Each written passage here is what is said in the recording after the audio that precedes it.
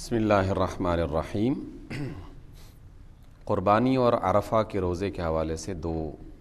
باتیں میں آپ کے سامنے رکھنا چاہ رہا ہوں۔ پہلی بات تو یہ ہے کہ ایک گھر کے سربراہ کی طرف سے ایک قربانی پورے گھر والوں کی طرف سے کفایت کر جاتی ہے۔ مثلاً میاں نے اگر قربانی کر دی ہے تو اس کی بیوی کی طرف سے اور اس کے وہ چھوٹے بچے جو اس کے گھر میں اس کے زیر سرپرستی جی رہے ہیں، گھر میں رہ رہے ہیں، تو اس پورے گھرانے کی طرف سے ایک قربانی کافی ہے۔ لیکن اگر بیوی اپنی طرف سے اضافی قربانی کرنا چاہتی ہے یا کوئی بچہ برسر روزگار ہو چکا ہے اور وہ اب کما رہا ہے، وہ اپنی اضافی قربانی اسے کرنی چاہیے۔ بیوی کی طرف سے اضافی قربانی ایک محض مزید ثواب حاصل کرنے کا ذریعہ ہے، وگرنہ اللہ تعالیٰ کی طرف سے انہیں اس بات پر پکڑ نہیں ہوگی کہ اس نے قربانی کیوں نہیں کی۔ اصحاب رسول کی طرف سے ایک سے زیادہ روایتیں اس حوالے سے ہمیں ملتی ہیں۔ مختلف اصحاب رسول یہ بتاتے ہیں کہ ہم اللہ کے رسول کے زمانے میں ایک گھر کی طرف سے ایک قربانی کیا کرتے تھے۔ دوسری بات، اگر کوئی شخص کسی ایک جانور میں ایک سے زیادہ قربانیاں کرنا چاہتا ہے اور اسی جانور میں اپنے کسی بچے کی طرف سے عقیقہ کرنا چاہتا ہے تو یہ بھی جائز ہے۔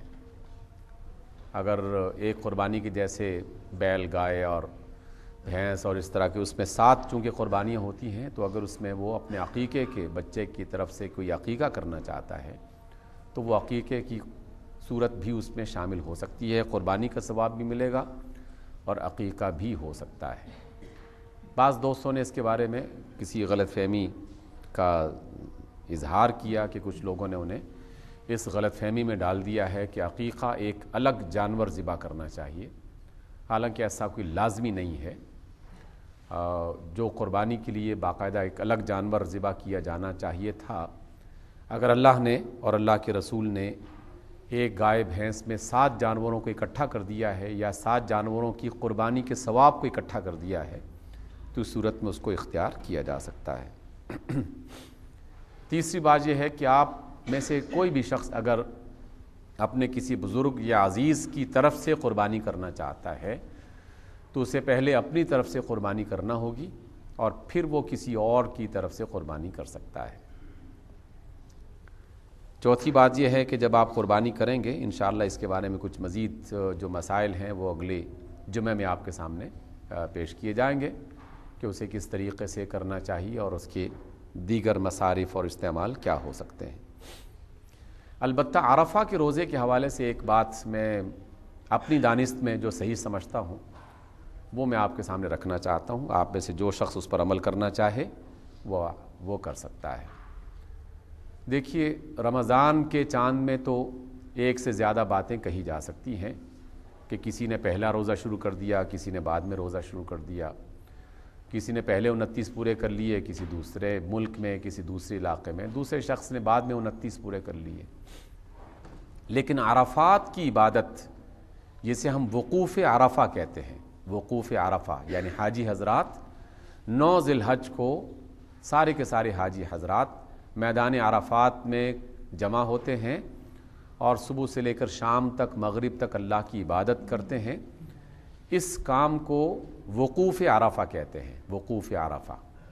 اور نبی پاک صلی اللہ علیہ وسلم کا فرمان ہے کہ الحج العرفہ، کہ حج در حقیقت عرفہ میں ہی پہنچنا ہے۔ جو شخص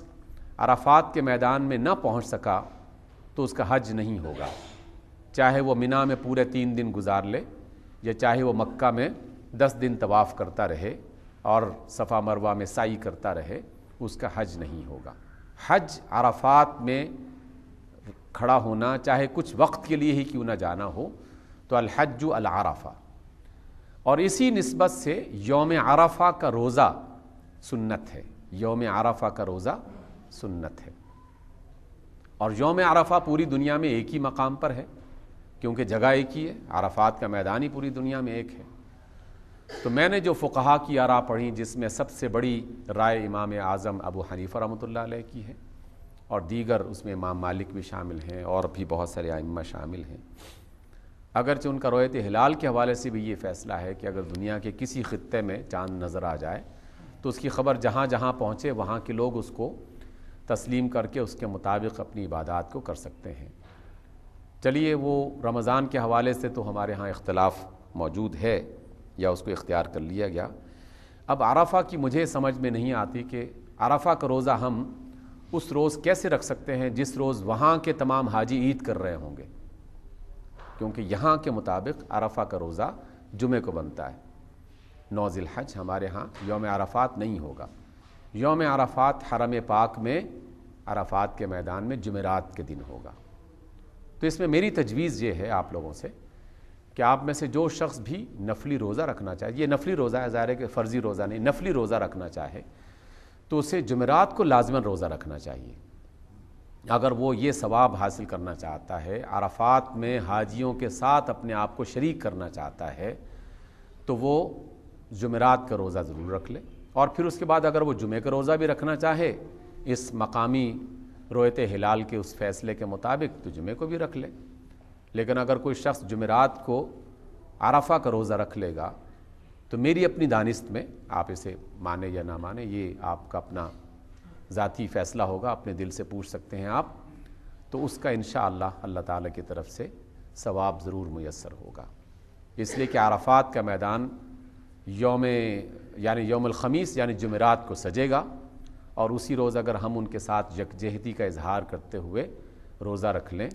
تو یہ زیادہ بہتر ہوگا، اور اگر جمعرات اور جمعے دونوں دن کے روزے رکھ لیں تو اور بھی زیادہ بہتر ہے۔ لیکن اگر جمعرات کا روزہ رکھیں تو وہ جمعے کے مقابلے میں مجھے بہرحال زیادہ افضل نظر آتا ہے، فقہا کی آراء پڑھنے کے بعد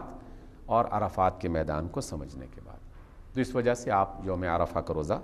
ضرور رکھیے، اور انشاءاللہ پھر جو یہاں کے مقامی اعلان کے مطابق روز عید ہوگا ہفتے کے دن، تو اس روز عید الاضحیٰ جو ہے اس کا اہتمام کیا جائے گا۔ جی،